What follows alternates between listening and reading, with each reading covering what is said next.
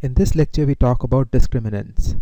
So let L over K be a finite extension of say degree n, and say we have these sigma i's, that is sigma 1, sigma 2 all the way to sigma n. So these denote n distinct monomorphisms or embeddings of L into omega. So this omega is algebraic closure of K. So these embeddings, these sigma i's, they leave K invariant. So that is, they do not act on the elements of K, they just leave them the way they are. Just like elements of the Galois group, they leave this K invariant. So for alpha 1, alpha 2 all the way to alpha n, so these are say n elements of L, then we can define discriminant for these n elements. So notice that this L over K is finite extension of degree n, and we are taking n elements. So discriminant of alpha 1 to alpha n is this sigma 1 acting on alpha 1, then sigma 1 acting on alpha 2 all the way to sigma 1 acting on alpha n. So in the first row, sigma 1 is acting on all these elements alpha 1 to alpha n. In the second row, sigma 2 is acting on all these elements alpha 1 to alpha n, and so on. In the nth row, sigma n is acting on all these elements, and then you take the determinant of this. So this vertical lines means the determinant of this matrix, and you square it, and you have a square here. So this is the discriminant. So now we talk about discriminant of a particular element. So say you have an element alpha and K, so discriminant of alpha would be in fact instead of K it should be L here, because K is just being left invariant. So you pick up alpha and L. So we can talk about discriminant of alpha. So this is discriminant of 1 alpha, alpha square all the way to alpha n minus 1. So write alpha like this, sigma 1 alpha all the way to sigma n alpha. So these are conjugates of alpha.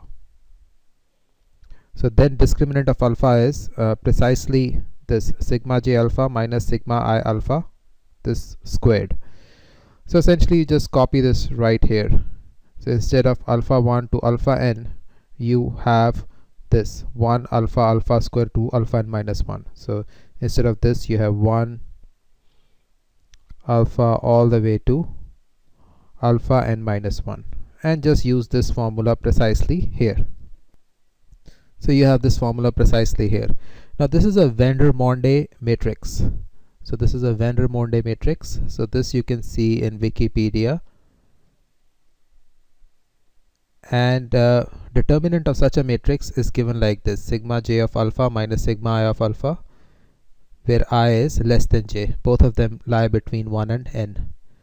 So this is it. But so this is just discriminant. We are missing this 2 here.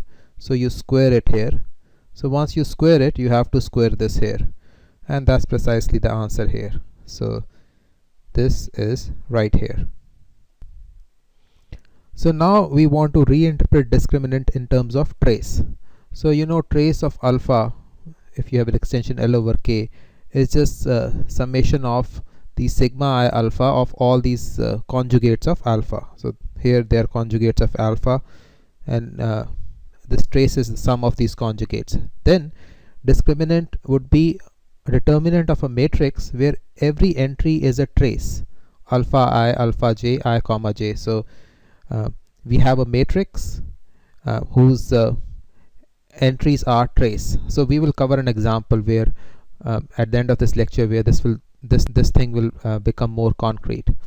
So at every I jth part you have alpha I alpha j, and you find its trace. Now trace of alpha I alpha j, using this formula you will have say for some sigma, so just pick up some sigma.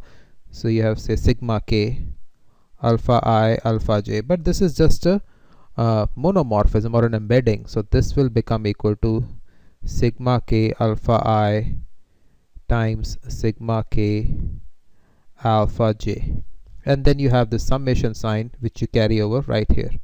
So this becomes like this.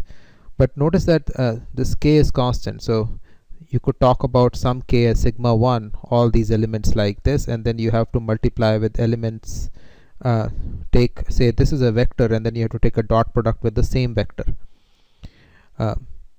So that would mean that if you're trying to take determinant, we're just putting determinant here in front and determinant here in front, and you have matrix I comma j.